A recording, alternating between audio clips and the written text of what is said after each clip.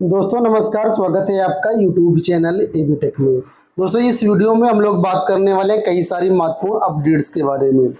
सबसे पहले यहाँ पर हम लोग बात कर लेते हैं एकलव्य मॉडल रेजिडेंशियल स्कूलों में शैक्षिक अर्हता में कन्फ्यूजन के बारे में। कई सारे ऐसे अभ्यर्थी हैं जो ये कह रहे हैं कि ग्रेजुएशन में या पीजी में इसका 50% से कम है, वो लोग आवेदन कर सकते हैं या नहीं कर सकते हैं। विज्ञापन में साफ साफ नहीं लिखा है, इसको बता दीजिए। तो मैं आपको ये सारी चीज़ें क्लियर करने वाला हूँ। इसके साथ ही साथ एमआरएस भर्ती में सब्जेक्ट कॉम्बिनेशन भी बहुत ज़्यादा इम्पोर्टेंट है और बहुत सारे अभ्यर्थी इसको समझ नहीं रहे हैं, तो फॉर्म आपका सीधा रिजेक्ट हो जाएगा, इसमें दो राय नहीं है। तो इसको भी आपको समझना चाहिए। असिस्टेंट प्रोफेसर भर्तियों को लेकर के एक बहुत बड़ी खुशखबरी निकल के आई है। पीएचडी खत्म कर दिया गया है, इसके बारे में डिटेल से जानेंगे। यूपीपीएससी प्रवक्ता भर्ती, जेई भर्ती 2018 और यूपी ट्रिपल एससी नई भर्ती, सभी अपडेट को कवर करते हैं। शुरुआत करते हैं वीडियो की ईएमआरएस से। तो ईएमआरएस भर्ती 2023 में जो नोटिफिकेशन जारी हुआ 4062 पदों पर, उसमें यहाँ पर देखिए सबसे ऊपर प्रिंसिपल भर्ती के बारे में बताया गया है। एज यहाँ पर 50 ईयर्स है मैक्सिमम। और अगर एसेंशियल क्वालिफिकेशन आप देखेंगे तो नंबर 1 पर बोला गया मास्टर डिग्री, नंबर 2 बोला गया बीएड डिग्री। इस पर बी में एक्सपीरियंस मांगा गया है, 12 साल का एक्सपीरियंस कंबाइंड रूप से, जिसमें 4 साल पीजीटी का एक्सपीरियंस होना चाहिए। इसके बाद ये डिजायरेबल क्वालिफिकेशन है। यहाँ पर कहीं पर भी 50% का जिक्र है ही नहीं। तो जब 50% का जिक्र नहीं है तो इसका सीधा सा मतलब है कि यहाँ पर 50% की बाध्यता है ही नहीं। आप लोग क्यों परेशान हो रहे हो? आपका 40% है, 45% है, 60%, जितना भी हो आप अप्लाई कर दो, बस मास्टर डिग्री आपके पास होनी चाहिए। प्रिंसिपल का आपको समझ में आ गया होगा। अब पीजीटी का देख लो। पीजीटी में देखो यहाँ पर बोला गया मैक्सिमम एज आपकी 40 ईयर्स रहेगी।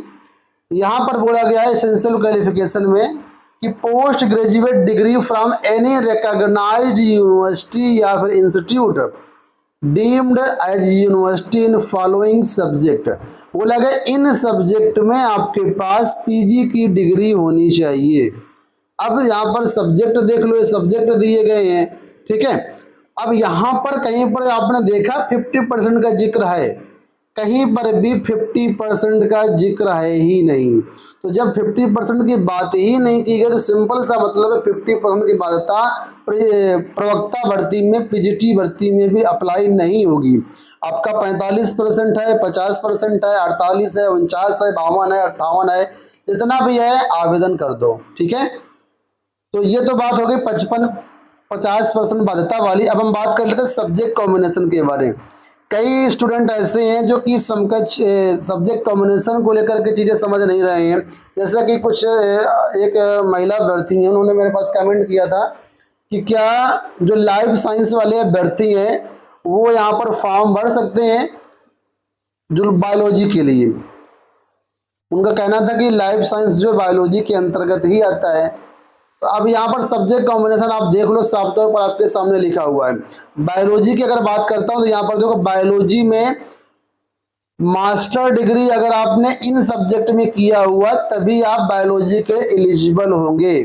साफ तौर पर मेंशन है, आपने अगर मास्टर डिग्री बॉटनी से किया है या जूलॉजी से किया हुआ है या बायोलॉजी से किया हुआ है, इन तीन में किसी से एक आपने किया हुआ है तभी आप पीजीटी बायोलॉजी के लिए एलिजिबल हो, अदरवाइज नहीं हो, ठीक है।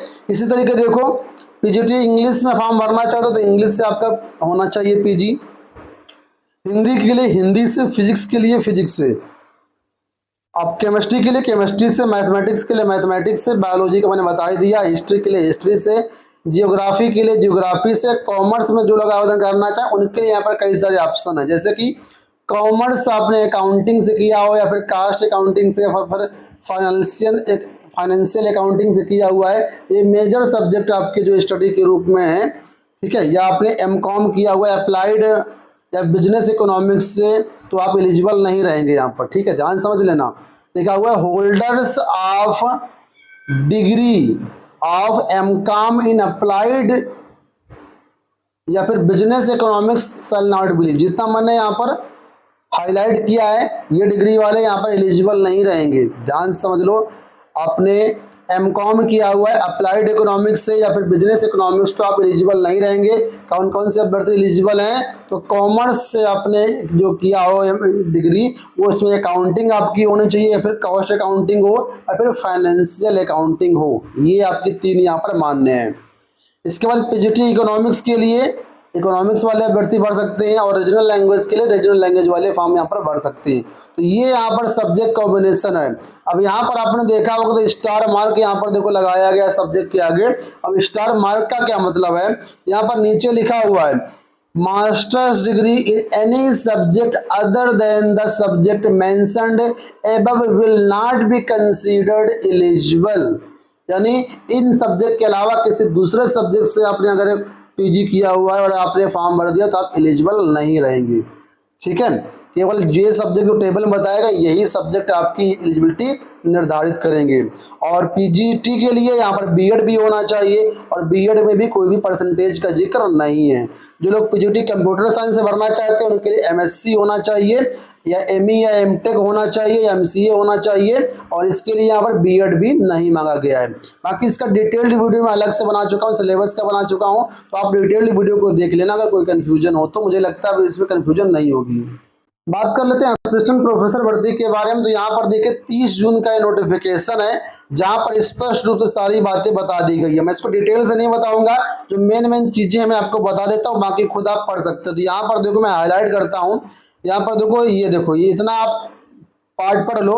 इसमें लिखा हुआ है कि NET SET SLET shall be the minimum criteria for direct recruitment to the post of assistant professor for all higher education institute। all की बात की गई है, यानी अगर आप यूनिवर्सिटी में भी प्रोफेसर बनना असिस्टेंट प्रोफेसर बनना चाहते हैं या किसी कॉलेज में बनना चाहते हैं, तब भी मिनिमम एलिजिबिलिटी आपकी नेट सेट या स्लेट ही रहेगी।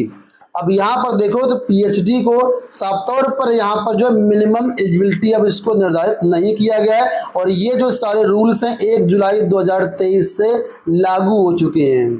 आप लोग जानते होंगे कि 2018 में एक रेगुलेशन आया था जिसमें कहा गया था कि अगर आप कॉलेज में किसी डिग्री कॉलेज में अगर आप असिस्टेंट प्रोफेसर बनना चाह रहे हो तो नेट वहाँ पर काम मतलब वैलिड होगा, लेकिन अगर किसी यूनिवर्सिटी में आप बनना चाहते हो तो वहाँ पर पीएचडी माना जाएगा।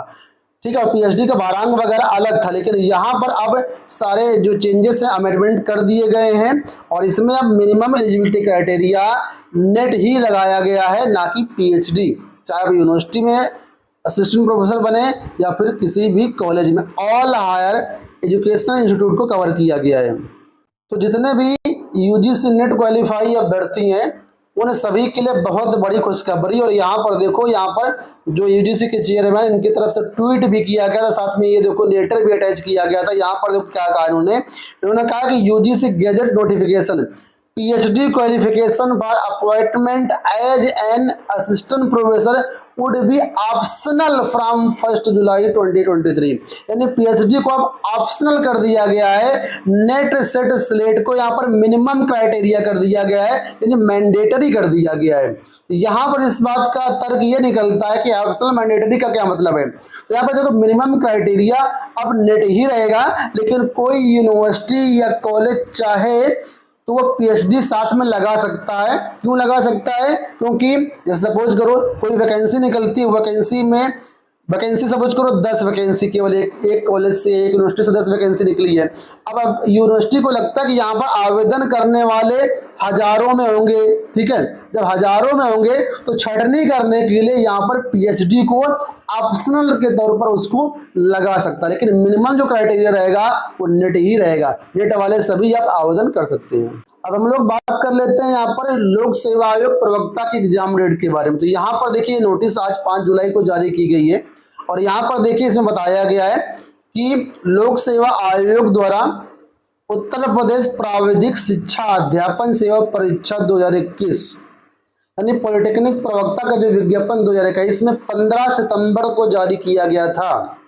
उसमें 19 और एक पुस्तकालय अध्यक्ष कुल 20 विषयों की परीक्षा नहीं हो पाई है। तो इसमें बताया गया है कि ये जो 20 विषय हैं, इन 20 में से 4 विषयों की परीक्षा की डेट जारी की गई है।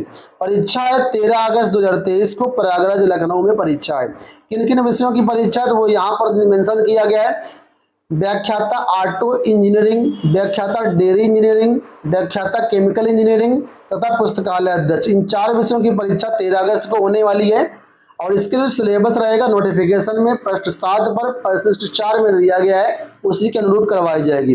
और बाकी जो 16 विषय बचे उनके बारे में यहाँ पर देखो लिखा हुआ है कि शेष पद या शेष विषयों की परीक्षा की जो डेट है इसके संबंध में जो सूचना है आप लोगों को वेबसाइट के माध्यम से बाद में दी जाएगी। तो केवल 4 विषयों की परीक्षा तिथि जारी की गई है। ये परीक्षा आपकी है 13 अगस्त को। बात कर लेते हैं यूपी ट्रिपल एससी से। यूपी ट्रिपल एससी से आज 5 जुलाई को नोटिफिकेशन जारी किया गया है। बात हो रही है यहाँ पर जेईई भर्ती 2018 की। इसकी परीक्षा 27 मई 2023 को करवाई गई थी। ठीक है, तो जो भी अभ्यर्थी यहाँ पर फॉर्म भरे थे, परीक्षा दिए थे, तो उनके लिए यहाँ पर जो उत्तर कुंजी हैं जारी कर दी गई हैं। आप लोग उत्तर कुंजी का मिलान कर सकते हैं और ये जो उत्तर कुंजी है आपके सामने है और इसमें जो है आप लोग आयोग की वेबसाइट से भी डाउनलोड कर सकते हैं, अपना चेकआउट कर सकते हैं। अंत में यहाँ पर अगली अपडेट है यूपी ट्रिपल एससी से नई भर्ती को लेकर के। तो यहाँ पर देखिए मिशन रोजगार के तहत ये पोस्टर जारी किया गया है। अभी हाल ही में नोटिफिकेशन जारी किया गया था प्रवर्तन कांस्टेबल का। 477 पदों पर भर्ती हो रही है और इसके लिए 7 जुलाई से आवेदन प्रारंभ है।